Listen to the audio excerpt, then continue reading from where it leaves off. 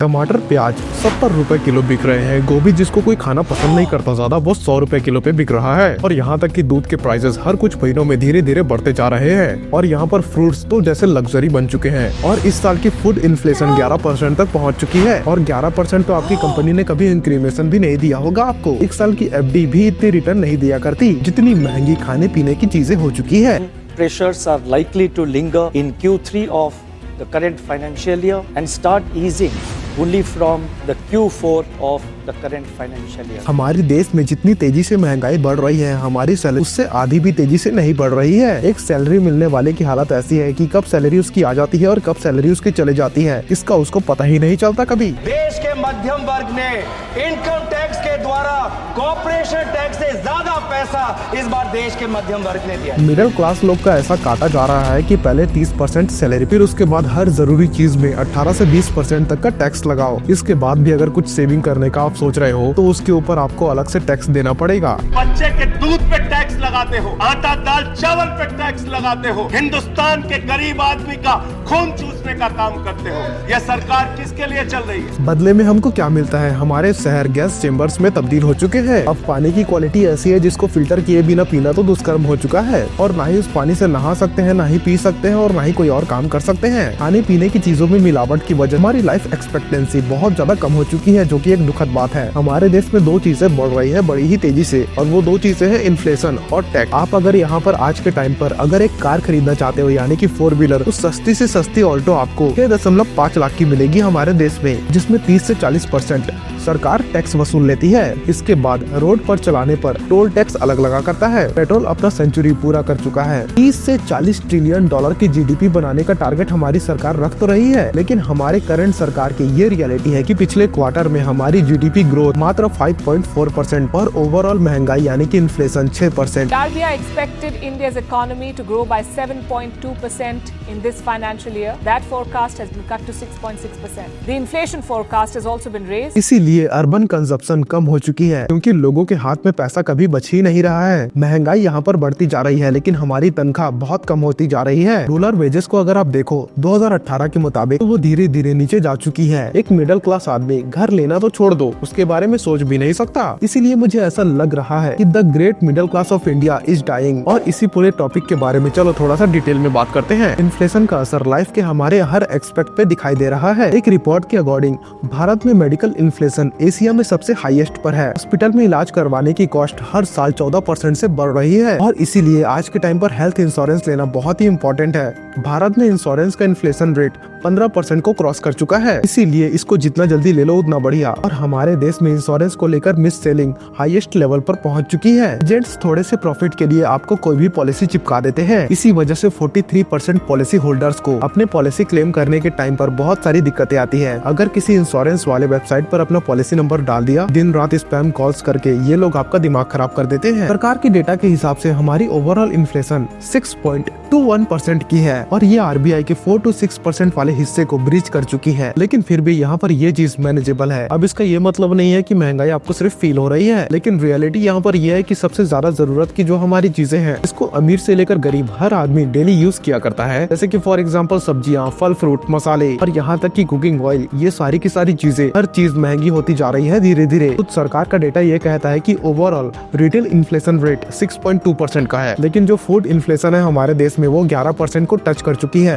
अक्टूबर 2024 के रिपोर्ट के अकॉर्डिंग सब्जियों के दाम पिछले 5 सालों में सबसे हाईएस्ट पर हैं। पिछले 1 साल में अगर देखा जाए तो सब्जियों का रेट 42% तक बढ़ा हुआ है। टमाटर प्याज जैसी सब्जी जो हर घर में खाई जाती है वो 70 से 80 रुपए किलो तक बिक रही है। और यहाँ तक कि हमारे घर में जो खाना बनाने के लिए कुकिंग ऑयल यूज होता है, जैसे कि for example soybean oil, sunflower oil, इसका 70% हम बाहर से इम्पोर्ट किया करते हैं। अभी थोड़े दिनों पहले महाराष्ट्र में इलेक्शन थे, और महाराष्ट्र भारत में सेकंड लार्जेस्ट प्रोड्यूसर है सोयाबीन ऑयल का। अब सरकार ने इस ऑयल के इम्पोर्ट पर सीधा 20% का टैक्स लगा दिया है, ताकि महाराष्ट्र के जो फार्मर्स हैं उनको फायदा हो। लेकिन इसके तुरंत 1 महीने बाद ऑयल की कीमत में 13% तक बढ़ोतरी आ गई, और यही चीज बाकी ऑयल के दरमियान भी देखने को मिली। फॉर एग्जाम्पल फॉर्चून का कच्ची घानी शुद्ध सरसों तेल, जो 1-2 महीने पहले 140 रुपए का मिल रहा था 1 लीटर, अब वही तेल 160 रुपए लीटर पे बिक रहा है। अब यहाँ पर सरकार को तो वोट मिल गया, लेकिन जेबें किसकी ढीली हो रही है हमारी। फल के दामों में भी कोई गिरावट नहीं देखने को मिली। यहाँ तक कि दिवाली और छठ दोनों चली, लेकिन फलों के दाम में कोई गिरावट आपको आपको देखने को नहीं मिली। यहाँ पर नारियल पानी के जो दाम है वो 70 रुपए यूनिट हो चुकी है। केले 70 रुपए दर्जन हो चुके हैं और यहाँ पर सेब तो आसमान छू रहा है, वो 200 रुपए किलो में बिकता है। और यहाँ पर सब्जियों का रेट पिछले कुछ हफ्तों में 5 या 10% तक बढ़ चुका है। सुनने में यहाँ पर 5 या 10% ज्यादा नहीं लग रहे होंगे, लेकिन आपके घर में जो राशन लेकर आता है, जो कि बजट बनाया करता है, एक बार उससे पूछ कर देखना कि ये 5 या फिर 10% की चोट उसको कितनी भारी पड़ती है। पिछले 2 सालों में अमूल और मदर डेयरी ने अपने प्राइसेस को बहुत बार बढ़ाए हैं। अगर आप कहीं आसपास से भैंस का दूध खरीदते हो तो वो पैकेट से 10 या 20 रुपए ऊपर बेचता है और इसकी वजह से 20% लोगों ने दूध पीना बंद कर दिया है। 14% लोग सस्ते वाले दूध पर शिफ्ट हो चुके हैं। इस ग्राफ को देखो, इसमें मार्च 2021 से लेकर दिसंबर 2023 तक का इन्फ्लेशन डेटा है। देख सकते हो कि यहाँ पर इन्फ्लेशन लगातार बढ़ता जा रहा है। पिछले सितंबर में इन्फ्लेशन 9.34% थी, जो कि इस बीते हुए अक्टूबर में 10.8% हो चुकी है। अब यहाँ पर 2021 में कोविड की सेकेंड वेव थी, लेकिन फिर भी हमारी फूड इन्फ्लेशन काफी कम थी। 2022 में रशिया यूक्रेन वॉर स्टार्ट हुई थी, इसलिए इन्फ्लेशन काफी ऊपर चली गई थी क्योंकि पेट्रोल प्राइसेस बढ़ चुके थे और यहाँ तक कि उस टाइम पर ट्रांसपोर्टेशन की कॉस्ट बढ़ गई थी और इसकी वजह ये थी कि खाने पीने की चीजें महंगी हो गई थी। लेकिन ये बात नोटिस करो कि उस टाइम पर भी इतनी इन्फ्लेशन नहीं थी जितना कि आज के टाइम पर लग रही है। पेट्रोल डीजल के प्राइसेस जो रशिया यूक्रेन वॉर के समय पर पहली बार बहुत ऊपर चले गए थे, यानी कि शतक पार कर चुके थे, तो आज के टाइम पर भी मोस्टली उतने ही लेवल पर है, जो कि हमारे करंट गवर्नमेंट के लिए एक सोचने वाली बात है। जबकि आज के टाइम पर अगर देखा जाए तो भारत रशिया से बहुत सारा क्रूड ऑयल लेकर यूरोप में सप्लाई किया करता है और यूरोप में सप्लाई करके अच्छे खासे प्रॉफिट कमा रहा है। कॉमन आदमी के जेब में ये सारी की सारी चीजें बहुत बड़ा इम्पैक्ट डाल देती है। एक तो पहले ही हमारे पास बचत के लिए कोई चीज नहीं है और ऊपर से इतने ज्यादा खर्चे बढ़ते जा रहे हैं। जब आपके हाथ में पैसा बचेगा ही नहीं तो और चीजों में आप खर्च कैसे करोगे आखिर? इसका नतीजा ये है कि हमारी अर्बन कंजप्शन का रेट बहुत ही तेजी से कम होता जा रहा है। हिंदुस्तान यूनिलीवर, डाबर, नेस्ले, ये सारी की सारी FMCG कंपनीज बता रही है कि अक्टूबर और नवंबर के महीने में उनकी सेल्स काफी हद तक नीचे जा चुकी है, जो कि एक बहुत बड़ी कंसर्न वाली चीज है हमारे लिए। जबकि ये सारी की सारी कंपनीज उसका उल्टा एक्सपेक्ट कर रही थी, क्योंकि दिवाली और छठ के समय पर ये आंकड़ा बहुत तेजी से ऊपर जाता है। इन कंपनीज का ये कहना है कि फूड इन्फ्लेशन इतनी तेजी से बढ़ रही है और यहाँ पर सैलरी इतनी कम है, यहाँ पर रियल एस्टेट के दाम इतने ज्यादा बढ़ चुके हैं कि बहुत सारे लोग उन लोन्स को चुकाने में लगे हुए हैं और ये बहुत बड़ा रीजन है जिसकी वजह से उनका कंजप्शन कम होता जा रहा है।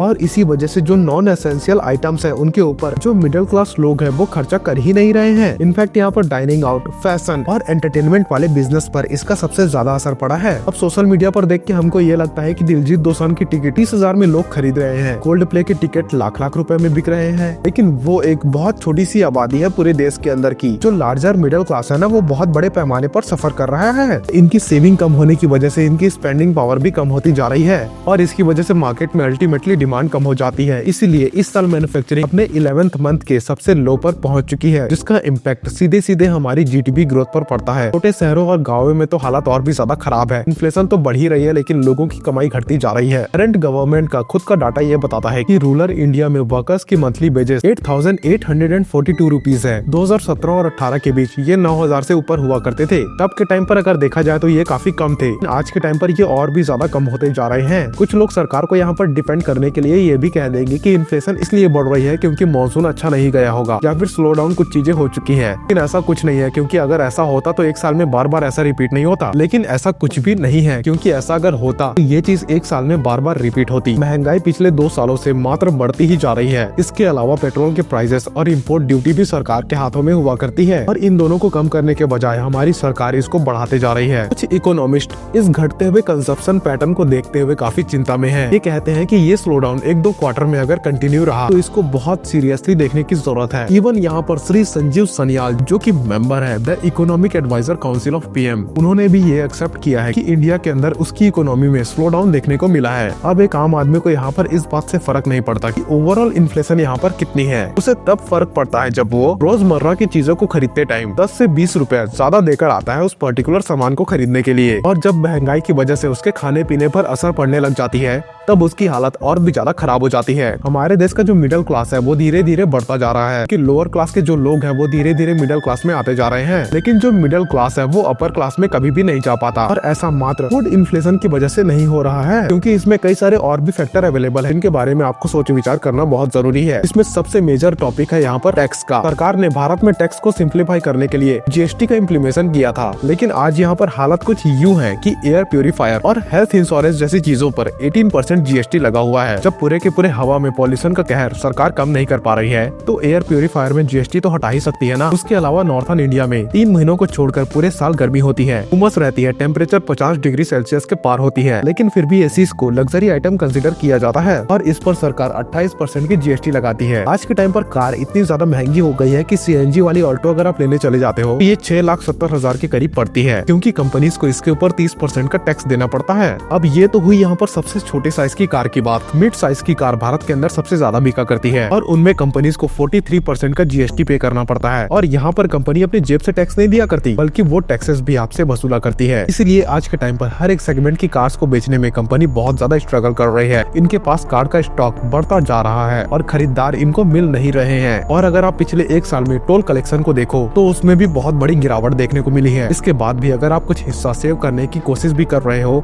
तो सरकार को उसमें भी हिस्सा चाहिए। इस साल सरकार ने LTCG यानी कि लॉन्ग टर्म कैपिटल गेन को 10% से बढ़ाकर 12.5 से 13% के बीच कर दिया है और शॉर्ट टर्म कैपिटल गेन को 15% से बढ़ाकर 20 से 25% कर दिया है। इसका मतलब ये है कि अगर आप म्यूचुअल फंड, रियल एस्टेट या फिर स्टॉक को अगर आप बेचोगे तो लॉन्ग टर्म में आपको 10% की जगह 12.5% का टैक्स लगने वाला है और यहाँ तक कि आपको शॉर्ट टर्म में 20%। फॉर एग्जाम्पल यहाँ पर FD कराई आपने और उसका इंटरेस्ट 40,000 से अगर ज्यादा हो चुका है तो उस पे भी सरकार 10% की TDS काट लेगी, यानी कि कुल मिलाकर यहाँ पर आप अपने आधे से ज्यादा को यानी कि आपकी कमाई को सरकार को दे रहे हो टैक्स के जरिए। अगर दूसरे तरीके से अगर आप सोचो तो 6 महीने आप सरकार के लिए काम करते हो और 6 महीने अपने लिए और अपने घर वालों के लिए। और इसीलिए आजकल लोग हमारे देश की वित्त मंत्री श्रीमती निर्मला सीतारमन जी को बहुत बुरा भला कह रहे हैं। RBI को भी अगर देखा जाए तो पिछले कुछ सालों में उन्होंने लोन के रेगुलेशंस को थोड़ा सा टाइट कर दिया है और इसी वजह से बैंक्स इतनी इजीली लोन्स को इशू नहीं कर पा रहे हैं। इसका पूरा का पूरा इफेक्ट डायरेक्ट मिडिल क्लास को पड़ता है, क्योंकि जो हाई टिकट आइटम होते हैं जैसे कि घर, गाड़ी, इलेक्ट्रॉनिक, इन सभी चीजों को मिडिल क्लास लोग ज्यादातर लोन्स पे खरीदा करते हैं और लोन अब नहीं मिल रहे हैं। तो यहाँ पर क्रेडिट ग्रोथ में भी इस साल मेजर ड्रॉप देखने को मिला है। ग्राफ में आप देख सकते हो कि पिछले दिसंबर में 21% पे ये ग्रोथ पहुँच गई थी और इस साल अक्टूबर में मात्र 13% पर आ गई है। भारत के अंदर महंगाई इतनी ज्यादा बढ़ चुकी है कि डोमेस्टिक टूरिस्ट गोवा जाने के बजाय थाईलैंड, वियतनाम और बाकू जा रहे हैं, क्योंकि जितना आपको गोवा जाने में खर्चा होने वाला है उतने में तो एक इंटरनेशनल ट्रिप हो जाएगी। गोवा के कंपैरिजन में वहाँ के होटल्स और कैब भी बहुत ज्यादा सस्ते हैं। बस गोवा के कंपैरिजन में वहाँ पर ज्यादा क्लीन बीचेस हैं और वहाँ पर ज्यादा हैपनिंग नाइट लाइफ है। रियल एस्टेट की भी प्राइसेस लगातार छप्पर फाड़ रहे हैं। एक सैलरी वाला आदमी घर खरीदने के बारे में सोच भी नहीं सकता। गुड़गांव में DLF का डहलिया नाम का जो प्रोजेक्ट बनाया गया है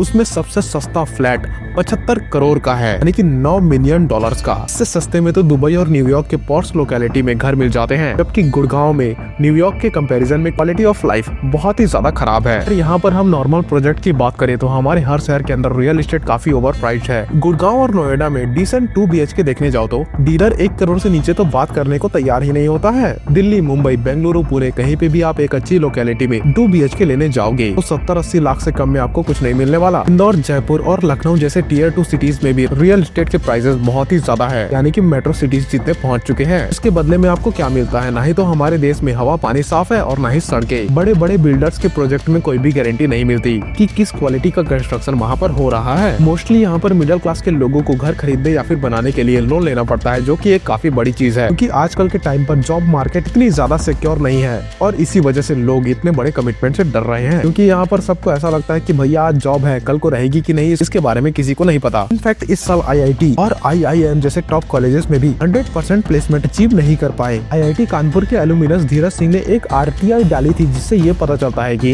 इस साल IIT के 38% स्टूडेंट कहीं भी प्लेस नहीं हो पाए हैं। Same to same situation IIM के साथ भी है। IIM लखनऊ ने तो अपने एलुमिनस को रीच आउट करना शुरू कर दिया है, क्योंकि उनके 72 स्टूडेंट्स की प्लेसमेंट नहीं हो रही थी। ये सारे के सारे वो इंडिकेटर्स है जो शो करते हैं कि हमारी इकोनॉमी स्लो डाउन हो रही है और ये स्लो डाउन हमारे GDP नंबर्स में भी रिफ्लेक्ट हो रहा है। पिछले क्वार्टर में हमारी GDP मात्र 5.4% से ग्रो कर रही थी, बल्कि RBI ने फोरकास्ट 7% का किया था। हमारी गवर्नमेंट ने जो बड़े बड़े टारगेट सेट किए हुए हैं उनको अचीव करने के लिए हमें कम से कम अगले 1 डिकेड तक लगातार 8% की रेट से यानी कि ग्रेड पर ग्रो करना पड़ेगा। और मुझे पर्सनली ऐसा लगता है कि हमारी इकोनॉमी में इसका पोटेंशियल मौजूद है। हमारी वर्क फोर्स दुनिया की सबसे यंग और लार्जेस्ट है, यानी कि बड़ी है, लेकिन क्योंकि वो प्रोडक्टिव नहीं है इसलिए हम उनका पोटेंशियल यूटिलाइज नहीं कर पाते हैं। कभी अरुण जेटली जी ने ये कहा था कि हमें GST की 12%, 18% और 28% वाली स्लैब को हटाना चाहिए, लेकिन आज के टाइम पर सिचुएशन कुछ ऐसी है कि कुछ रूमर्स आ रहे हैं सरकार 35% वाली स्लैब तक इंट्रोड्यूस करने वाली है, कि भारत की GST रेट्स ऑलरेडी पूरे दुनिया में सबसे ज्यादा हाईएस्ट पर है। यूके और फ्रांस में मैक्सिमम 20% का जीएसटी लगता है, ऑस्ट्रेलिया में 10%, न्यूजीलैंड में 15%, चाइना की हाईएस्ट कैटेगरी 17% की है। यहाँ पर हमारे देश के मिडिल क्लास को पॉलिटिकल पार्टीज मंदिर मस्जिद वाली लॉलीपॉप पकड़ा देती है ताकि वो रियल इश्यूज पर बात ना कर सके, और लोअर क्लास को यहाँ पर फ्रीबीज का लालच देकर फंसाया जाता है। वैसे इस फ्रीबी वाले टॉपिक पे मैं अलग से एक डिटेल्ड वीडियो बनाऊंगा कि कैसे आपकी एक जेब से दूसरे जेब में पैसा भेजा जा रहा है और आपको यहाँ पर पागल बनाया जा रहा है। सरकार कॉर्पोरेट टैक्सेस को कम तो कर देती है, जिससे बड़े बड़े बिजनेसमैन को बड़ा बड़ा प्रॉफिट होता है, लेकिन उससे जो सरकार का नुकसान होता है उसको कौन भरता है? उसका भुगतान एक कॉमन टैक्स पेयर करता है, जैसे कि आप और हम जैसे लोग। और जब तक ये मिडिल क्लास सरकार की पकड़ाई हुई उस लॉलीपॉप को एंजॉय करती रहेगी, तब तक एक आम इंसान को ऐसे ही चूसा जाएगा हमारे देश में। वैसे मिडिल क्लास एक हॉस्पिटल बिल दूर होता है लोअर क्लास में जाने से। वैसे आज के लिए इस वीडियो में इतना ही। इस वीडियो को लाइक करें और हमारे चैनल को सब्सक्राइब करें ताकि ऐसी इन्फॉर्मेटिव वीडियो आप तक और लाता रहूं।